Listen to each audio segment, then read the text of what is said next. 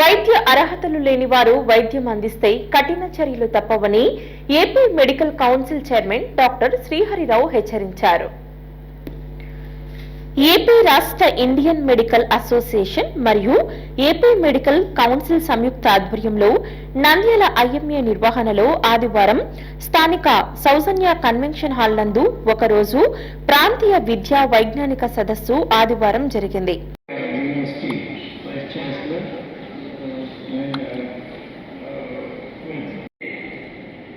Some of the speakers are sons of our IMA రాష్ట్ర శాఖ అధ్యక్షుడు డాక్టర్ జి నందకిషోర్ అధ్యక్షతన నిర్వహించారు. ముఖ్య అతిథిగా ఎన్టీఆర్ వైద్య విశ్వవిద్యాలయ vice chancellor doctor Chandrasekhar, AP రాష్ట్ర medical council chairman doctor Sriharirao పాల్గొన్నారు. వీరు జ్యోతి వెలిగించి కార్యక్రమం ప్రారంభించారు. మొదటి భారత వైద్య పితామహుడు డాక్టర్ బి రాయ్ చిత్రపటానికి పూలమాల వేసి నివాళులర్పించారు.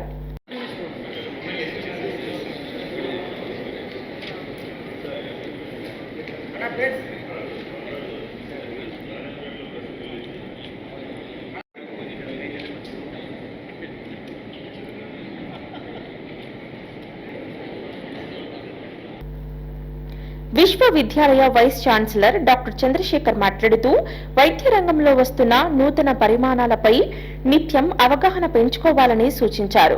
కంటిన్యూ మెడికల్ ఎడ్యుకేషన్ ప్రోగ్రామ్ చాలా వరకు అది ఇంపార్టెంట్. ఎందుకంటే ప్రతి ఒక్కరు డాక్టర్స్ నాలెడ్జ్ పెంచుకోవాలి డిఫరెంట్ సబ్జెక్ట్స్లో. దానివల్ల కూడా పేషెంట్లకు మెరుగైన ఇది అవుతుంది.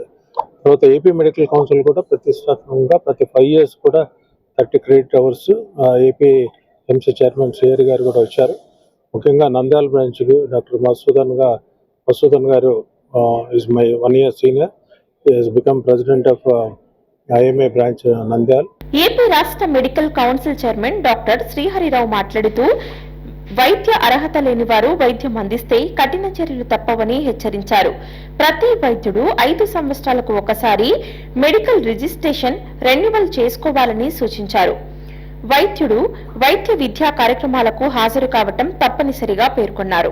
Registration come regulatory authority AP medical council, ఇటువంటి మెడికల్ కౌన్సిల్ ఆధ్వర్యంలో మేము వైద్యులందరూ కూడా నీతి నిజాయితీగా ప్రాక్టీస్ చేయాలని చెప్పని, ఎథికల్ గా ఉండాలని చెప్పని ముఖ్య ఉద్దేశంతో చేస్తూ ఉంటాము. దానిలో కూడా మేము ఎవరైతే అన్క్వాలిఫైడ్ పర్సన్స్, అన్రికగ్నైజ్డ్ డిగ్రీ ఉంటారో వాళ్ళందరూ కూడా ఖచ్చితంగా వాళ్ళ మీద పనిష్మెంట్లు ఉంటాయి. అటువంటి ఏపీ మెడికల్ కౌన్సిల్ దాంట్లో చాలా నియమ నిబంధనలు ఖచ్చితంగా పాటిస్తూ ఉంది. కాబట్టి ఎక్కడైతే సర్టిఫికేట్లు లేకుండా, రిజిస్ట్రేషన్ లేకుండా, అదేవిధంగా ఎవరైతే అన్క్వాలిఫైడ్ ఉంటారో వాళ్ళందరూ కూడా ముందుగానే తెలియజేస్తాను. రాబోయే రోజుల్లో ఏపీ మెడికల్ ఖచ్చితంగా వీళ్ళందరి మీద కఠినంగా వాళ్ళని శిక్షించేదానికి అవకాశం ఉంటుంది. ముఖ్యంగా రాష్ట్ర ఐఎంఏ అధ్యక్షుడు డాక్టర్ నందకిషోర్ మాట్లాడుతూ రాష్ట్రంలో 100 ఐఎంఏ శాఖల ద్వారా సామాజిక సేవలను చేపట్టడం జరిగిందన్నారు. కార్యక్రమంలో డాక్టర్ రవికృష్ణ, డాక్టర్ మధుసూదన్ రావు, డాక్టర్ విఎస్ ప్రసాద్ తో పాటు పలువురు వైద్యులు పాల్గొన్నారు. డాక్టర్ల యొక్క నాలెడ్జ్ ని పెంపొందించడానికి నిరంతరం ప్రపంచంలో వస్తున్నటువంటి ఆధునిక మార్పులు, ఆధునిక పరికరాల మీద అవగాహన పెంచుకోవడం తద్వారా ప్రజలకు మరింత మెరుగైన నాణ్యమైన సేవలు అందించడానికి దోహదం చేసే ఉద్దేశంతో ఇండియన్ మెడికల్ అసోసియేషన్, అదేవిధంగా ఏపీ మెడికల్ కౌన్సిల్ ఈ కార్యక్రమాలు నిర్వహిస్తుంది.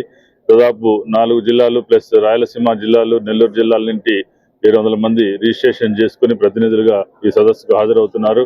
11 మంది నిష్ణాతులైనటువంటి వైద్య నిపుణులు వివిధ అంశాల మీద ప్రజెంటేషన్స్, ప్రసంగాలు అందజేయడం జరిగింది. హలో అండి, నేను మీకు Rakshitha. Please do subscribe to Nandyal communications.